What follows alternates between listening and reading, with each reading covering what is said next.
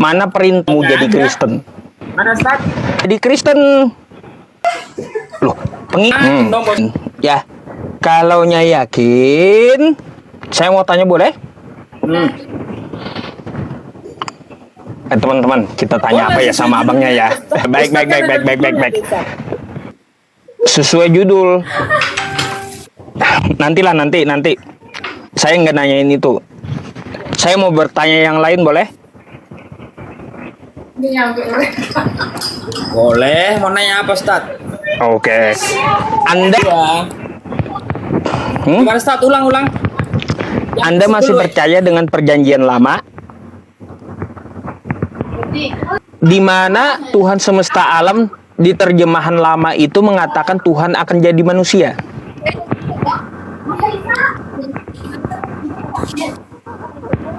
Gini Ustaz. Saya nggak mau terlalu jauh membahas tentang ayat-ayat yang tertulis di Alkitab, baik itu di Alkitab, baik itu di Perjanjian, baik di Perjanjian Baru. Nah, saya datang di Komalnya Ustaz ini hanya melihat tadi sekilas ini ada Kristen dusta dalam segala hal. Nih ya, Filipi 1. Nih baca bang, ya baca bentar ya. Nih Gak kelihatan Ustaz. baca. Tetapi tidak mengapa, sebab bagaimanapun juga Kristus diberitakan baik dengan maksud palsu maupun dengan jujur. Tentang hal itu aku bersukacita dan aku akan tetap bersukacita. Betul nggak bang? Meskipun ngibul, meskipun pakai dusta, yang penting orang percaya dengan Yesus gitu, ya. Bukan. Kayak gimana? Bisa saya jelaskan Pak Ustaz? Ya dengan maksud Bisa palsu saya itu jelaskan? apa? Yang penting imani saja Yesus, ya. Kayak gitu, meskipun palsu gitu beritanya. Bisa saya jelaskan Pak Ustaz? Ya silakan. Oke. Pak Ustaz, di sana dikatakan kan Pak Ustaz tentang pemberitaan palsu. Jadi orang-orang itu akan selalu memberitakan tentang Yesus, walaupun tujuannya itu hanya untuk berdusta. Sesuai judul. Itu. Sementara tujuan dan maksud Pak Ustadz itu adalah palsu ataupun hanya untuk berbohong gitu. Iya, makanya boleh aja yang penting itu. Dan di sana nggak Caranya- disebutkan berdusta dalam segala hal Pak. Ya, jadi yang penting gimana pun caranya, hal apapun yang penting beriman. Tentang Mesias itu, walaupun maksud tujuannya itu dusta ataupun hanya berbohong begitu. Jadi Kristus itu tetap terberitakan walaupun yang memberitakan itu adalah pendusta. Itu artinya di sana Pak Ustaz. Lah, di situ kan Bukan orang-orang lain atau dari manapun itu bebas memberitakan tentang Kristus itu walaupun maksudnya palsu begitu. Tapi coba kalau yang ini kalau yang ini gimana, Bang? Begitu, Ustaz. Bang, kalau yang gini gimana nih? Tanggapan Anda? Ana, coba. Ya. Tetapi jika kebenaran Allah oleh semakin melimpah bagi kemuliaannya, mengapa aku masih dihakimi oleh dustaku, kata Paulus. Nah, di sana itu bisa saya jelaskan Pak Ustadz? Oh ya iya, silakan. Nah, kayak gimana? Paulus ngajarin dusta, ya nggak apa-apa ya kalau kebenaran itu meskipun kita dustain ya, kita dustai orangnya, boleh gitu dalam segala hal gitu. Yang penting beriman kepada Yesus gitu ya. Gini Pak Ustadz. Bisa dijelaskan Pak Ustadz? Oke. Jadi yang tadinya itu Mr. Paulus itu adalah pembunuh, pendusta. Setelah dia ada pertobatan, setelah dia bertobat dan pengikut Kristus, Mr. Paulus itu ada kehidupan kelamnya sebelum dia itu pengikut Yesus. Jadi itu pembunuh dan segala macam lah dia. Tetap dia dusta gitu ya. Bukan dalam macam hal dosa yang Itu di mana? Nah, di mana tertulis makanya kayak Pak gitu? Baca itu satu perikop. Satu perikop. Iya, baca, saya udah sudah kelebihan baca. orang Yahudi, saya baca satu perikop pasti. Aku kan hanya menjelaskan tentang isinya, intisarinya doang, Pak Ustaz. Tujuan dari Anggap kayak gitu ya. Yang penting tidak ada disebut ayat memperbolehkan pengikut Kristus itu berdusta, nggak ada. Nggak ada itu ayatnya itu. Nggak ada. Oke. Bang, Iya. kagak usah manusia, Bang. Anda menjelaskan, nah kan kayak gitu. Jangan-jangan kan Anda gitu. Saya nggak bebas ngarang, Pak Ustadz. Jadi saya hanya menjelaskan. Manis saya. Sah. Memiliki satu pertanyaan. Ya. Beda dengan segala sesuatu. Beda dengan makhluk gitu. Kalaunya abang ingin membuktikan bahwa dia wujud atau ada, bikin sendiri. Ada ayatnya di Al-Quran kami. Quran surah Ali Imran. Nggak bisa. Zatnya. Jangan kamu pikirkan zatnya. Nah, gitu. Jadi kalau Anda ingin turun, coba pikir. Dan bagaimana dia meninggikan langit. Bukan kerjaan manusia kan? Wa ilal ardi kaifa sutihat bali kaifa nusibat. Ayo. Terima kasih Pak Ustadz penjelasannya. Cuma dengan tadi begitu banyak. Tadi saya kan Apa yang kagak jelas? tentang visualisasi ketuhanan itu seperti apa. Terus Pak Ustadz menjawab, melihat daripada ciptaannya. Begitu Pak Ustadz ya. Iya, karena gini Bang, karena gini Bang, Tuhan itu tidak bisa visual, tidak bisa divisual gitu, nggak bisa. Kenapa saya bilang seperti itu? Karena visual itu makhluk, gambar gitu, gambaran kan. Jadi ketuhanan itu tentang iman kita gitu, tanpa kita bisa mengetahui. Coba kalau daripada ketuhanan itu begitu. Kalau kita bisa memvisualkan Bang, nggak usah mata kita ini dulu ya. Kita lihat ke samping telinga tanpa alat bantu bisa nggak? Kan nggak bisa kita visual gitu, mustahil gitu kita bisa memvisual Tuhan. Kita melihat telinga kita sendiri aja tanpa cermin nggak bisa. Gunung, menciptakan unta, meninggikan langit gitu. Kalau zatnya nggak usah Anda pikirkan zatnya. Jadi makanya ada dalil tafakkaru fi khalqillah, ya, pikirkanlah ciptaan Allah, wala kita ya, kita mata kita nih ya indra melihat telinga di samping aja nggak bisa, alih-alih mau memikirkan zat. Pak Ustadz, yang terakhir sebelum saya turun Pak Ustadz, saya mau bertanya satu lagi aja, boleh Pak Ustadz?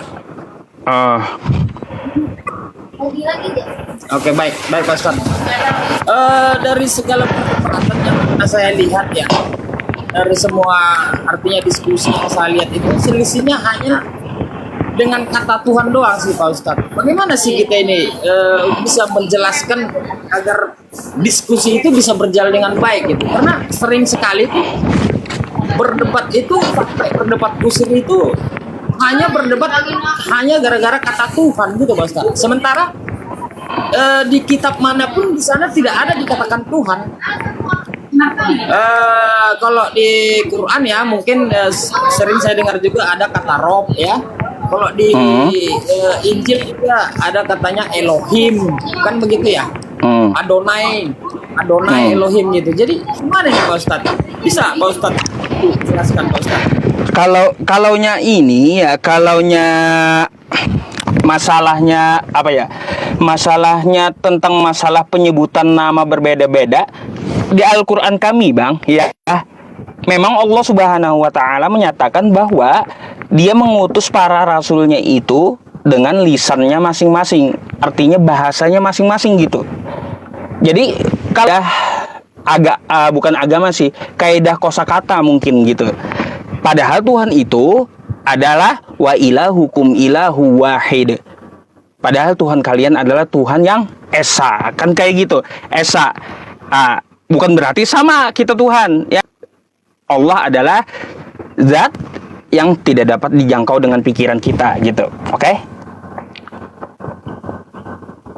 Karena Baik, apa? Ustadz. Kitanya yang kecil.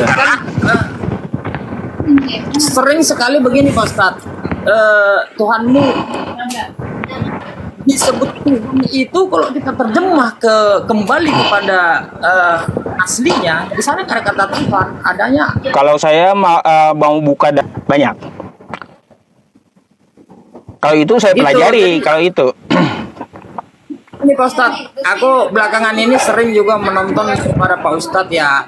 Mungkin saya lihat belakangan ini agak lumayan lah Pak Ustadz untuk diskusinya. Tapi yang sebelum-sebelumnya debat hanya karena kata Tuhan aja, Tuhan terus. Aduh, ini pusing gimana sih ini? Anda Katolik lah. Anda Katolik kah, Bang? Anda Katolik, Bang? Gimana? Anda Katolik? Bukan. Saya itu Protestan. Protestan. Oh, Protestan. Ya. Terus? Jadi di sini diskusi itu saya lihat kayaknya nggak ada habis. Ini nggak bakalan. Ada terus. Ilmiah artinya sesuai dengan kata Tuhan, sebut Tuhan itu hanya untuk menyerang. Mari kita diskusi ilmiah. Jadi kita ini menonton di bawah itu merasa oh iya bagus gitu loh Pak Ustadz. Aku sering loh ikut Pak Ustadz. Dulu Pak Ustadz itu sering sekali tuh debatnya sampai waduh adu-aduan gini segala macam hanya kata Tuhan. Belakangan ini saya lihat udah lumayan Pak Ustadz, saya dukung. Jadi udah agak sedikit ilmiah ya. Jadi, walaupun artinya di Quran begini, di Injil begini, itu hanya tergantung kita bagaimana menyikapi kalau menurut saya. Tapi kalau menyerangnya, Tuhanmu Tuhan Yesus itu. Iya kan? Ada. Tuhanmu, Tapi Anda percaya nggak Yesus Pusing. itu Tuhan? Kalau sesuai dengan bahasa Indonesia ya Yesus itu Tuhan. Tapi kalau sesuai dengan bahasa aslinya, Maksud Yesus saya gini, adalah- kepribadian Anda bukan masalah penyebutan ya. Apakah Anda menyembah Yesus gitu? jelas saya pengikut Yesus. Bang ya, katanya ya di perjanjian lama padahal nggak ada Bang. Padahal nggak ada. Itu dia Ustadz Yusuf yang jadi selalu berdiskusi itu jadi nggak beres karena yang dikatakan Yesus itu jadi Tuhan gitu loh. Sebenarnya kalau di sana itu aslinya itu dia seorang raja, Ustadz, raja, nabi, raja dalam segi raja, nabi ataupun tapi setelah diterjemahkan ke bahasa Indonesia ke Indonesia ini itu amburadul. Jadinya Wah, nggak jelas.